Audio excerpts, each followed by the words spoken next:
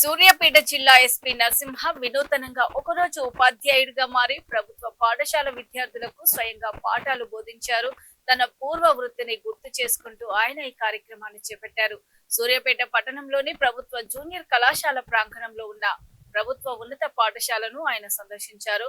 8వ తరగతి విద్యార్థుల తరగతి గదిలో కాసేపు కూర్చొని వారికి అర్థమయ్యే రీతిలో ఉత్తర ధ్రువం, దక్షిణ ధ్రువం, జియోగ్రఫీ అంశాలపై పాఠాలు చెప్పారు. ప్రభుత్వ పాఠశాలలో అనుభవజ్ఞులైన నిష్ణాతులైన ఉపాధ్యాయులు ఉంటారని, విద్యార్థులకు సృజనాత్మకతతో కూడిన నాణ్యమైన విద్య అందుతుందని ఆయన పేర్కొన్నారు. తల్లిదండ్రులు తమ పిల్లలను ప్రభుత్వ బడిలోని చేర్పించి ప్రభుత్వం కల్పిస్తున్న సౌకర్యాలను సద్వినియోగం చేసుకోవాలని పిలుపునిచ్చారు. ఇది భూమి అవునా, ఇది equator. Equator is 0 degree. 0 degree. What is longitude or latitude? Anybody tell? Equator is latitude or longitude?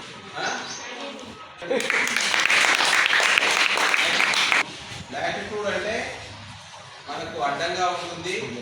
దీనివల్ల ఏమవుతుందంటే సూర్యుని యొక్క ఎవరైతే సూర్య భగవానుడు ఉన్నారో ఆయన యొక్క కిరణాలు ఇక్కడ స్ట్రెయిట్గా పడుతుంటాయి.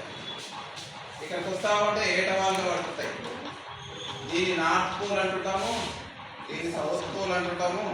ఇదంతా మంచు ప్రాంతం. ఎందుకు మంచు ప్రాంతం ఉంటుందంటే సూర్యుని యొక్క కిరణాలన్నీ వచ్చి ఇక్కడ రావడానికి చాలా టైం తీసుకుంటుంది. అదే ఇక్కడ భూమధ్యరేఖ ప్రాంతంలో ఎలా ఉంటుంది, వెంబడే సూర్యుడు నెట్ట నిలుగా మనకు మధ్యాహ్నం సూర్యుడు ఏ విధంగా అయితే నడినెత్తి మీద ఉన్నప్పుడు ఎండ ఎలా ఉంటుంది, మార్నింగ్ ఉన్నప్పుడు ఎలా ఉంటుంది, చాలా లాంగ్ డిస్టెన్స్ సన్ రేస్ చాలా లాంగ్ డిస్టెన్స్ వెళ్ళాల్సి వస్తుంది.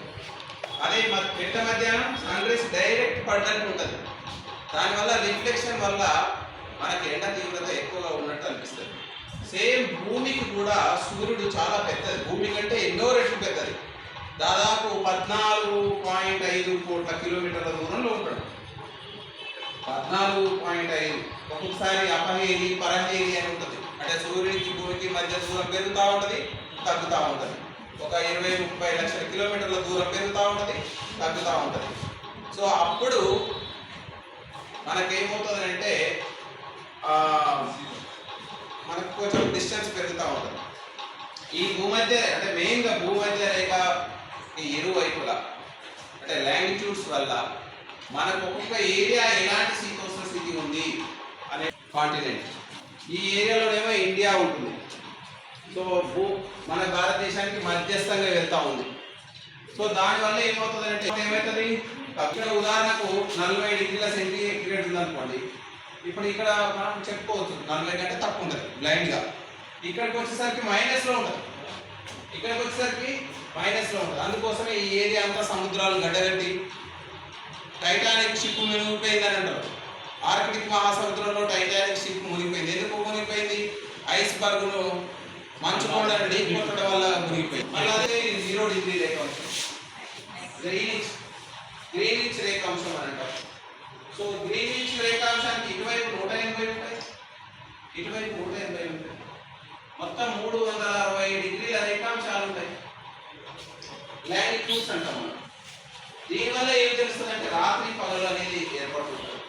ఇక్కడ ఆల్మోస్ట్ ఇక్కడ 180 డిగ్రీల ఈస్ట్ డిగ్రీస్ దగ్గర జపాన్ ఉంటుంది.